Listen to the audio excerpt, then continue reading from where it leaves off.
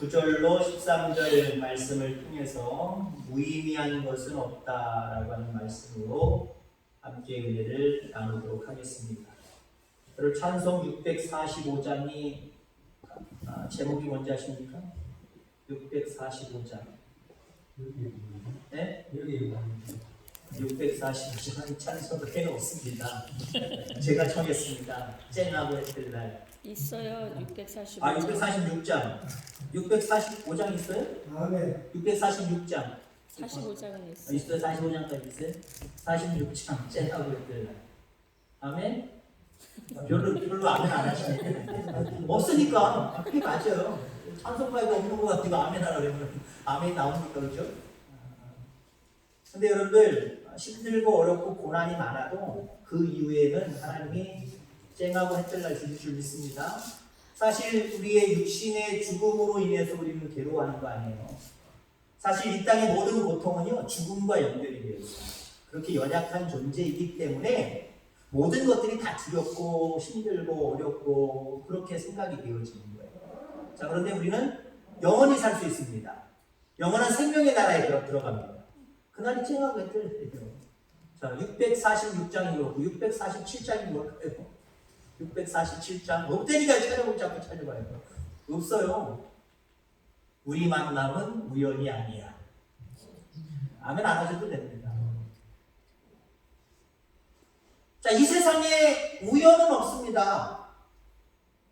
그 가사에 보면은 유행가 가사지만 참 의미가 있어서 유행가 가사에도 건전가요로 우리가 또 우리나라에서 불려지잖아요. 우리 만남은 우연이 아니야. 그것은 우리의 바램이었어. 우리의 또 운명이었어. 라고 이야기합니다.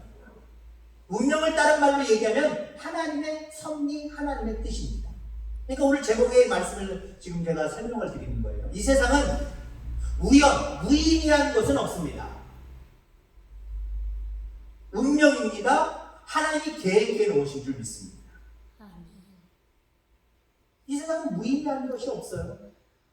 내 인생 가운데 좋은 일들만 의미 있고 좋지 않은 일들은 왜 하나님 나한테 이 무의미한 것들을 왜 허락하십니까? 라고 할 때가 우리는 얼마나 많아요.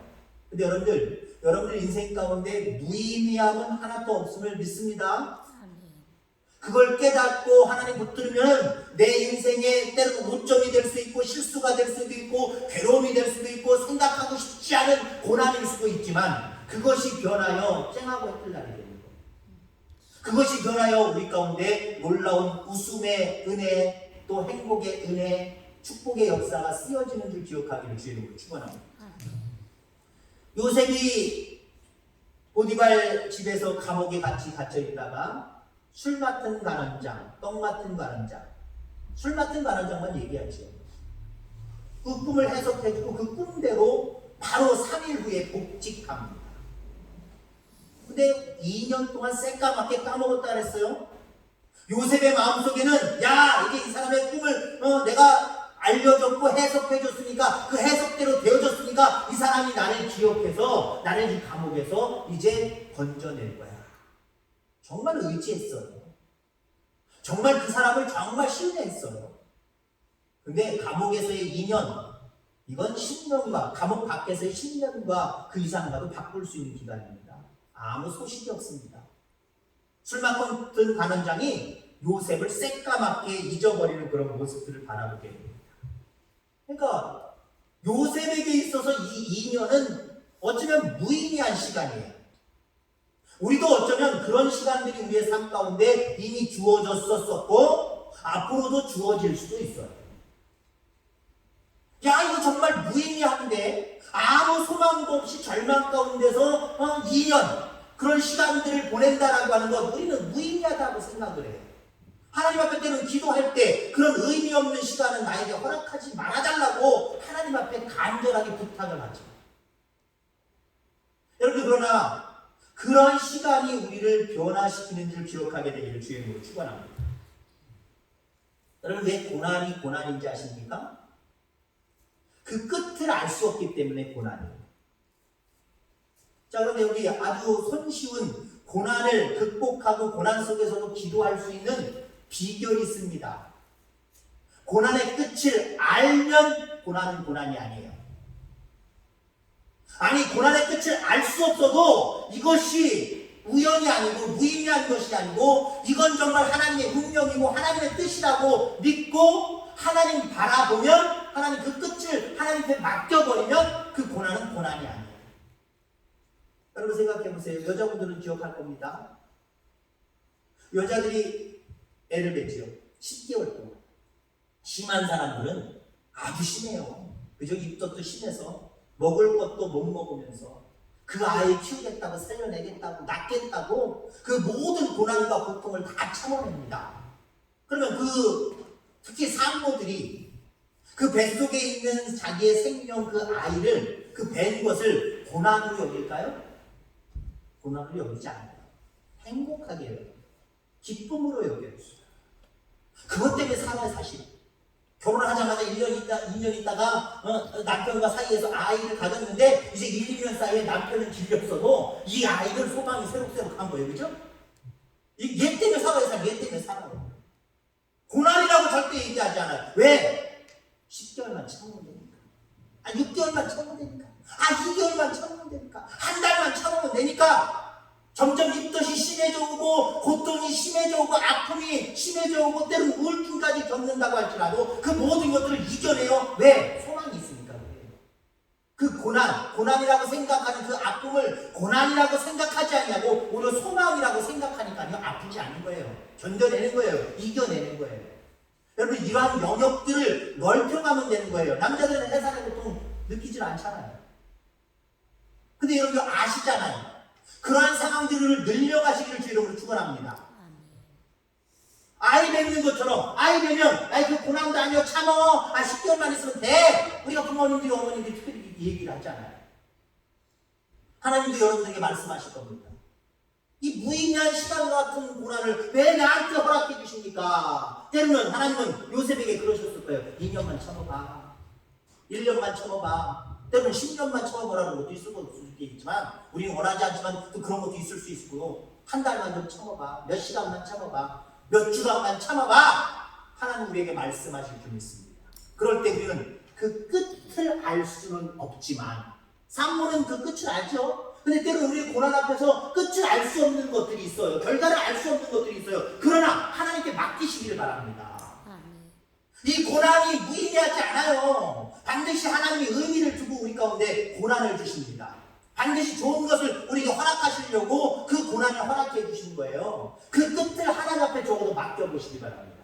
그걸 고난이라고 얘기하지 않아요. 고통이라고 얘기하지 않아요. 그러니까 여러분들 산모의 그 소망, 산모의 고통, 그 영역을 여러분들이 넓혀가시기 바랍니다. 어떠한 작은 고난이든 큰 고난이든 우리 앞에 닥치는 모든 고난들을 고난으로 여기지 말고 이 고난 끝에는 하나님이 우리에게 허락하신 쨍하고 해뜰 날이다 라고 하는 그 기대를 가지고 소망을 가지고 지도하시기를 주의 이름으로 축원합니다. 아까 가사에 죄송합니다. 가사에 그런 가사가 있죠. 우리가 불렀던 찬양 중에 그날이 도적같이 늘 깨어있으라 잠들지 말아라 주인과 동행하라 항상 기뻐하라 쉬지 말고 기도하라 범사에 감사하라 이는 예수 안에서 너희에게 향하신 하나님의 뜻입니다. 하나님의 뜻이에요. 여러분 그렇습니다. 모든 고난 가운데 하나님의 뜻이 있어요. 기도하면 되는 거예요. 하나님을 향하여서 그 하나님을 놓지 아니하고 그 하나님을 붙들고 기도하면은요 그 고난의 끝은 반드시 밝은 미래가 우리에게 다가오는 거예요. 그러면 고난은 고난이 절대 아니고요. 고난이 야 이거 무의미한 거야. 하나님 왜 나한테 무의미한 거 주셨어요? 라고 하소연하지 않아요. 오히려 감사로 여기는 것을 여러분들 기억하게 되기를 주의 이름으로 축원합니다. 자, 고난의 시간은 무의미하지 않다? 오히려 여러분들 변화의 시간입니다. 고난은 무의미한 것이 아니라 하나님이 우리를 변화시키는 시간인데 이 변화를 두 가지를 나누어서 이야기를 하려고 합니다. 먼저 내적인 변화를 하나님이 우리에게 꾀하시는 거예요. 고난은 무의미한 것이 아니라 우리의 내면을 변화시키기 위함이다라고 하는 거죠. 하나님께서는 그 시간에 요셉의 믿음을 정금화시키신 거예요. 그의 믿음을 더욱더 굳게 단단하게 뿌리 깊게 있게 만드시는 작업을 했다라고 하는 거죠. 여러분 보세요. 우리 사람이 언제 성숙합니까? 우리 부모님, 특히 어머님들이 딸한테 너도 나 시집가가지고 애 낳아라라고 소리하죠. 회사의 고통이 얼마나 아픈 건데, 소망은 있지만 그 고통 되게 아프잖아요. 왜 부모님들이, 특히 어머니들이 그 얘기를 할까요? 그런 고통 겪어봐야 엄마가 얼마나 힘들었고 얼마나 너를 사랑으로 키웠는지 알 거다, 그거거든요. 그게 무슨 말이냐? 다른 말로 얘기하면요, 우리 남자들도 흔히 뭐라 그래요? 군대 갔다 와봐라. 군대 갔다 와봐라. 그 얘기는 뭐예요? 남자들한테 뭐 해산의 고통은 없고 특별히 어려운 일들 중에 하나가 군에 갔다 오는 거였어요. 지금은 군에 갔다 오는 게 그렇게 어려운 일 같진 않지만, 몰라요. 당사자들은 어렵다고 이야기하겠지만 아마 어르신들이 요즘의 군인들을 바라보면 야, 그것도 군대 생활이냐라고 아마 얘기할 거예요. 그러나 정말 우리 장모님들이나 우리 뭐 집사님들은 이렇게 군대 생활할 때는요, 살아오는 게 참, 저 이후 이전의 분들은 더 그랬죠. 살아온 것도 다행이고요. 때로는요, 다치거나 때로는 죽음으로 돌아올 때 많이 있었고요. 전쟁통에는 군대 가는 건 이건 정말 도살장으로 끌려가는 것과 비슷한 그런 상황이었다는 거죠. 그러니까 너도 군대 가봐라. 여러분들, 사람은요, 고난을 통해서 성숙하게 되어 있어요. 고난을 통해서 성숙하게 되어 있어요. 아무 고난이 없는 사람들은요, 그 행복인 줄 알지만 착각입니다. 그만큼 성숙이 없어요. 내면에 성숙이 없어요. 여러분들, 하나님께서 여러분들 요셉을 내면을 굳건하게 하시려고 이러한 고난을 허락해 주신 줄 믿습니다. 우리에게 허락해 주신 것도 마찬가지. 우리의 내면을 정금화 시키시려고 그러신 것이다. 여러분, 한 사람을 예를 들려고 합니다. 욥이 고난을 당하죠. 심한 고난을 당합니다. 정말 이 사람처럼 고난 당하는 정도가 이 정도 심한 사람은 아마 이 세상에 별로 없을 거예요. 거의 없을 거예요. 내가 어찌하면 하나님을 발견할 곳을 알고 그리하면 그 보좌 앞에 나아가서 내가 앞으로 가도 그가 아니 계시고 뒤로 가도 보이지 아니하며 그가 왼편에서 일하시나 내가 만날 수 없고 그가 오른편으로 돌이키나 배울 수 없구나. 그분이 계신 건 알아요. 계신 건 아는데 너무 고난이 심해서 그분을 찾아도 그분이 보이지 않는다는 거예요. 얼마나 고난이 심하면. 그래도 그 고난 가운데 하나님을 버리진 않았잖아요. 보세요. 그가 왼편에서 일하시나 내가 배울 수 없다 그래서 일하시는 건 알아. 인정하잖아요. 그래도 그 고난 속에서도 욥이 대단한 것은요, 하나님이 일하시고 계신 걸 알고 있어요. 많은 사람들은 고난 앞에서 하나님 없다 그래요. 나를 위해서 일하시지 않냐 멀리 가셨다고 보통 사람들은 이렇게 해요. 욥은 그러나 엄청난 고난 속에서도 주님, 우리 하나님 일하시는 건 알아요. 근데 너무 그런 고난 속에서 돌파구가 전혀 생기지 않고 돌파구를 전혀 끊어낼 수 없으니까요, 하나님을 뵐 수 없다라고 하소연하는 그런 모습들을 바라보게 됩니다. 그러면서 그가 깨달은 게 있어요. 욥기 23장 10절에 보니까 나의 가는 길을 그가 아시나니 그가 나를 단련하시는 후에는 내가 정금같이 나오리라. 아멘. 여기 내면의 변화에 대한 이야기가 다 내포되어 있어요. 그가 아시나니, 오직 그가 아시나니. 여러분들, 우리의 고난을 누가 아신대요? 하나님이 아신다. 아멘. 하나님이 아신다. 여러분, 사람들은요, 어떤 고난이냐라고 하는 고난의 정도, 깊이, 크기, 여기에 관심을 가져요. 근데요, 그 고난을 누가 알고 있느냐, 특히 그 고난을 하나님이 알고 계시느냐 모르고 계시느냐, 이게 더 중요한 거예요. 사람들은 그거 생각 안 해요. 하나님이 알든지 모르든지 내 고난이 심해요, 내 고난이 별로 안 돼요, 요거 고난의 정도를 가지고 보통 얘기해요. 남자들이 군대 얘기하다가 왜 싸워요? 왜 서로 언쟁을 높여요? 싸우는 건 아니거든.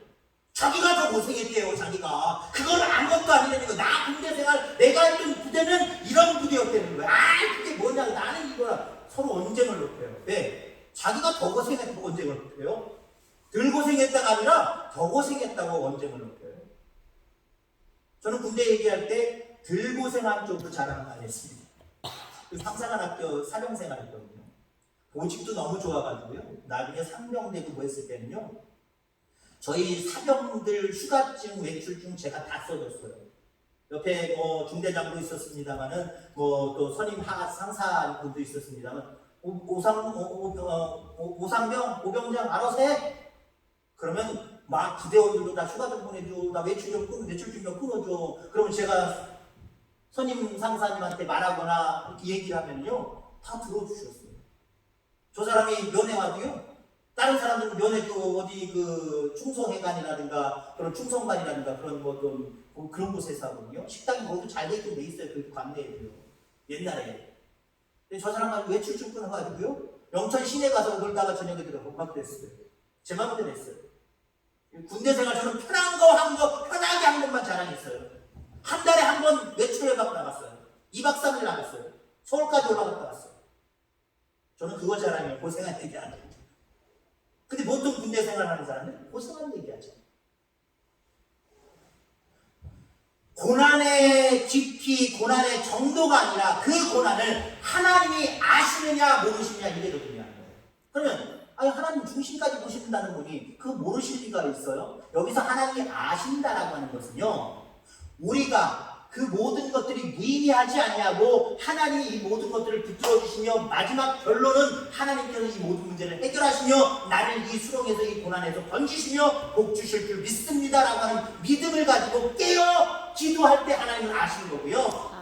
하나님은 알고는 계시지만 우리가 깨어있지 않냐고, 이 무의미한 걸 하나님 왜 주셨냐고, 하나님 원망스럽다고, 하나님 안 믿을 거라고, 나 교회 안 갈 거라고, 신앙생활 내가 앞으로 안 할 거라고, 그러면서 기도하지 않냐고, 깨어있지 않냐고, 하나님의 말씀을 믿지 아니하는 모습으로 그 고난 앞에서 불평불만하고 계셨어요. 그건 하나님이 알고 계신 게 아니에요. 알고는 계시지만 진짜 알고 계시다는 의미는 뭐냐면 나를 위해서 일하실 수 있는 정도가 내 아는 거예요. 그냥 단순히 알고 있다 안 알고 있다 이게 안 중요한 게 아닙니다. 하나님 다 아시죠. 뭐 따지면 머리카락까지 다 세신 받으신 분인데 모르실 것이 어디 있겠습니까? 그런데 여기 그가 아시나니라고 하는 것은 내 마음을 헤아려 직보하시면서 그 고난의 현장에서 이제는 하나님이 이것이 무의미한 것도 아니었고 우연도 아니었고 내가 계획한 거다, 너 때를 위함이다 라고 터뜨리실 날이 있다는 거예요. 그가 아시는 게 중요해요. 여러분, 어떤 고난이든지 하나님 앞에 아뢰시기를 주의 이름으로 축원합니다. 불평불만하면서 아뢰는 거 말고 하나님 앞에 맡기고, 이건 운명입니다, 이건 하나님의 뜻입니다, 그대로 받아들입니다, 견딜 수 있도록 인도해 주시고, 이 고난의 때가 언제까지일지 모르지만 하나님 앞에 맡기오니 하나님이 간섭하여 주셔서 하나님이 약속하신 그 시간이 되고 약속하신 그 모습이 내가 갖추어질 때 하나님 터뜨려 주시옵소서 라고 기도하시길 바랍니다.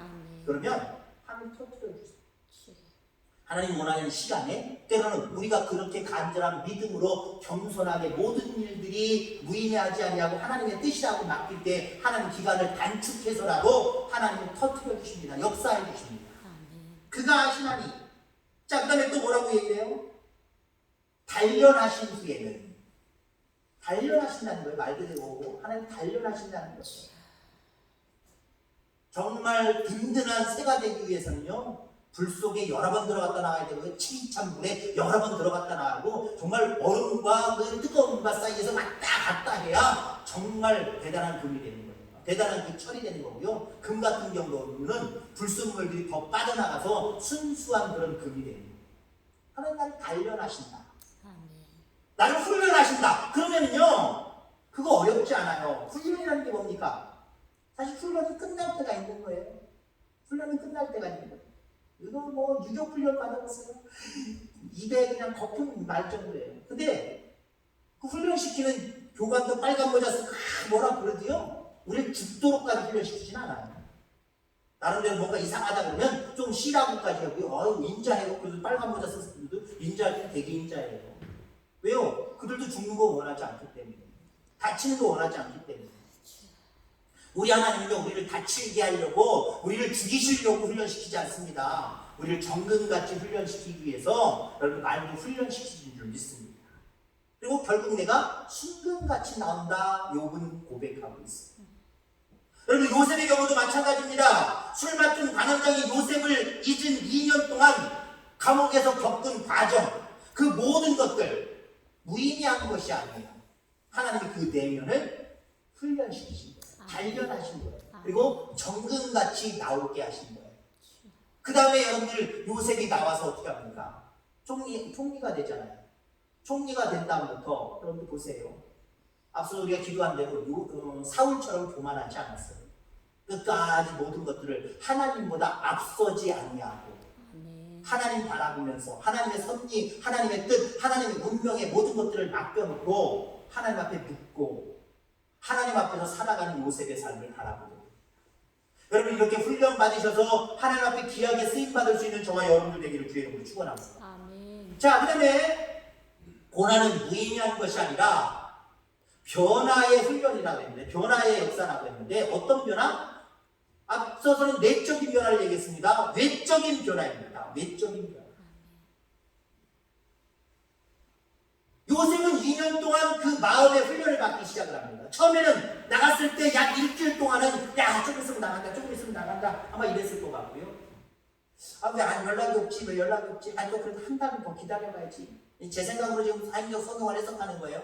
한 달, 두 달, 세 달 기다려봐도 없으니까 아마 3달 이후에, 한 6개월 이후에는 에이씨, 포기해야지, 간둬야지.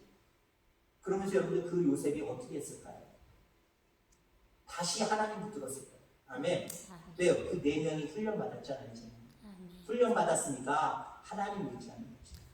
그 전에는 가만히 생각하니까, 가만히 하나님을 붙들려고 하는 그 상황에 오니까, 가만히 보니까 내가 사람을 의지했구나. 이 고난 앞에서 이 고난이 무의미한 줄 알고 빨리 끝내려고 내 노력으로 이 사람 붙들고 이 사람이 나를 구해줄 줄 알았더니 이 사람이 나를 잃어버리고 도와주지도 않네? 내가 하는 방법대로는 안 되는구나. 여러분 그렇습니다. 우리가 훈련 중에 가장 귀한 훈련이라고 한다면요, 나를 버리는 것, 이게 진짜 훈련. 요셉은 그 기간 동안 아마 그렇게 어느 정도 돼서 그걸 느꼈는지는 모르겠습니다만은, 내가 하려고 했구나. 사람의 힘을 의지하려고 했구나. 이런 상황은 무의미하기 때문에 내가 빨리 끝내려고 내가 노력했고, 사람을 하나 어떻게 잘 만나서 그 사람 꿈을 잘 해석해줬고, 그 사람이 잘 풀렸으니까 이 사람이 나를 살려주겠구나. 자기 의지하고 사람 의지했단 말이에요. 근데 내면의 훈련을 받아서 생각해보니까 이거 아니구나. 내가 잘못 생각했구나. 하나님이 그러셔서 그런가 보구나. 다시 생각해야지. 하나님이 하셔야 되는구나. 정말 여러분들 2년여 동안 요셉은 내면의 훈련을 받아서 다시금 하나님을 붙들고 다시금 정상적인 그가 했던 그대로의 성실한 삶을 살아갑니다. 정말 하나님 바깥에서 일하고 계셨어요. 정말 하나님 바깥에서 일하고 계셨다니까요. 어떻게 일하시고 계셨나 한번 볼까요? 하나님 바로를 만지셨어요. 여러분들 요셉의 꿈대로 큰 사람이 되려고 한다면 누구 마음에 들어야 될까요? 일단 물론 하나님 마음에 들어야 되겠죠. 그러나 그를 이끌어주고 뽑아주는 사람이 있어야 되는데, 그 나라에서 그 주변의 정세 속에서 바라볼 때 애굽의 왕 바로 이 사람이야말로 하나님 빼고 개빵 아닙니까? 왕 아닙니까? 대단한 사람 아닙니까? 하나님이 그 사람을 만드셔요. 그 사람. 요셉은 겨우 술 맡은 왕원장, 억울한 일을 당했든지 어떤 일을 당해서 왕한테 너 감옥에 들어가! 그러니까 감옥 들어갔던 그 사람이 대단한 사람인 줄 알고 그 사람 붙들었는데, 그 사람은 왕 앞에서 아무 소리도 하지 못해요. 오히려 여러분들 보세요. 나중에 바로가 꿈을 꾸고 꿈 해석하는 사람이 하나도 없으니까 이 술 맡은 관원장이 내가 왕께 죄를 지었나이다 라고 해요. 왜 죄를 지었다 그럴까요? 내가 왕이 꿈을 꾸자마자 미리 얘기했어야 되는데, 이 사람 저 사람 다 데려다가 꿈 이야기를 하고 아무리 해도 되질 않으니까 그 마음이 바로가 너무 심려가 며칠? 몇 달? 모르겠어요. 성경에는 안 나오니까. 며칠, 몇 달 그 마음이 완전히 복잡해지고 밥도 먹지 못하고 아마 기적도 세해졌을 것 같아요. 근데 빨리 내가 요셉 얘기를 했으면 되는데 요셉 얘기를 감히 못했다는 거예요. 못한 이유도 있어요. 기억이 안 나서일 수도 있지만요, 하찮은 존재잖아요. 왕 앞에 다른 민족에서 포로로 잡혀, 노예로 잡혀, 그 감옥에 있는 왕 앞에 내세울 만한 인물이 아니에요. 요셉이요. 그 정도로 정말 제가 발가락 밑에 있는 사람이에요. 그런 사람을 술 맡은 관원장이 소개를 시켜줘요. 예를 들자면 지금 잠시 얘기하는 건 아닙니다만은, 그 대통령의 어머니가 부산에 허름한 건 아니지만은 인류병원이 아니라 그냥 평범한 병원에, 요양원에 있었다는 사실, 그 지금 놀라고 하잖아요. 대통령이라고 한다면 청와대에서 제일 가까운 서울대병원에다 모셔놓고 특급 의사들 특급 룸을 써도 되는 판인데 그렇지 아니하고 그렇게 했다는 거 아니에요. 근데 여러분 예전에 보세요. 누가 왕을 만져요? 제일 똑똑한 사람, 학식 있는 사람, 유명한 사람, 훌륭한 사람, 경력이 좋은 사람, 이런 사람들이나 왕 앞에 불려오는 거지요. 어디 노예가 불려와요? 어디 종이 불려와요? 어디 죄를 지어서 감옥에 갇힌 죄인이 불려와요? 왕 앞에 설 수 없습니다. 그러니까 사실 얘기 못한 거거든요. 근데 워낙 급박한 상황으로 돌아가게 하시니까 내가 왕 앞에 죄를 졌나이다. 미리 얘기 안 해서 죄를 진 것도 있고요. 죄인을 소개시켜줘서 죄송합니다. 이거 소개시켜줘야 되는 게 맞는지 아닌지 정말 지금도 정말 고민되지만 왕이 너무 고달파니까 내가 경험한 그 모습 그대로 이 사람을 내가 소개시켜줍니다. 이 아이를 좀 소개시켜줍니다 하고 두려워하는 마음으로 지금 소개하고 있는 거예요. 그 정도로 왕의 권세가 대단합니다. 근데 하나님이 만지셨어요. 꿈을 꿨는데 뭔 꿈을 꿨는지도 몰라요. 그게 더 기분 나빠요. 그게 더 마음을 막 이상하게 만들어요. 뭔가 대단히 의미 있는 꿈인데 야 도대체 어떤 꿈을 꿨지? 아 조금 연상이 되긴 되는데 이런 꿈이 나왔긴 나왔는데 뭐지 이게 그냥 엮여지질 않네. 정확하게 내 뭔 꿈을 꿨는지 모르겠네. 분명히 무슨 의미가 있는데 꿈도 모르고요. 더군다나 그 꿈을 해석하는 부분도 보세요. 꿈을 꾼 것도 내용도 모르는데 어떻게 해석을 해요? 이거 누가 하셨을까요? 모든 지혜자들이 다 애굽의 지혜자들이 모였고 아마 외국에서도 왔을 거예요. 근데 아무도 밝혀내지 못해요. 오직 유일하게 요셉만 바로가 꿈을 얘기하고 그 꿈에 대해서도 해석을 하기 시작하고 대책을 세워내기 시작합니다. 이거 누가 한 거예요? 누가 한 거예요? 하나님이 하신 거예요. 하나님이 하신 거예요. 하나님이 이렇게 일하시더라는 거죠. 물론 그 전에 하나님이 술 맡은 가난장에게 기억나게 하신 것도 하나님이 하신 일이에요. 새까맣게 까맣고 있다가 어떻게 기억납니까? 그런 상황으로 되어주니까 그 사람도 생각이 난 거예요. 이것도 하나님 만드신 줄 기억하기를 주의 축원합니다. 그리고 보세요. 요셉을 가까이 섬기던 사람도 아니고 그 나라의 정세나 모든 정치나 문화나 이것을 완벽하게 아는 사람도 아니고 왕이 꾼 꿈이 무슨 꿈인지 알아요? 어떤 꿈인지 알아요? 근데 하나님이 가르쳐 주셨어요. 하나님 또 요셉까지 만져주시자 그래요. 내년이 변화되어서 이건 정말 무의미한 것이 아니라 하나님이 나를 위해서 내 꿈을 위해서 만들어 가시는 과정이라고 믿고 성실하게 기도하면서 기다리고 또 기다렸던 요셉에게 하나님이 그를 만져주셔서 꿈을 해석할 수 있는 능력을 주세요. 어떤 꿈을 꿨는지 하나님이 가르쳐 주시지 않고는 어떻게 알아요, 여러분들? 이건 모르는 거예요.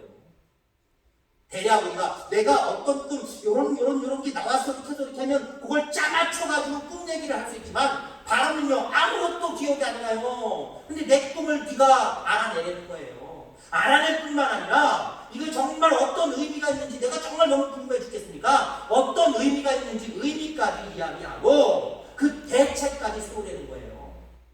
왕의 명령입니다. 꿈 해석 하나 해주는 어떤 꿈을 꿨는지 맞추는 거 요 정도 가지고 끝날 게 아니에요. 어쩌면 바로는요. 어떤 꿈을 꿨는지보다 더 중요한 것은 그 꿈이 의미하는 게 뭐지? 이 꿈이 의미하는 게 뭐며 이걸 대책을 어떻게 세워야지? 이게 더 궁금했던 거예요. 그러니 겨우 꿈을 알아내는 것 이것만 갖고 되겠습니까?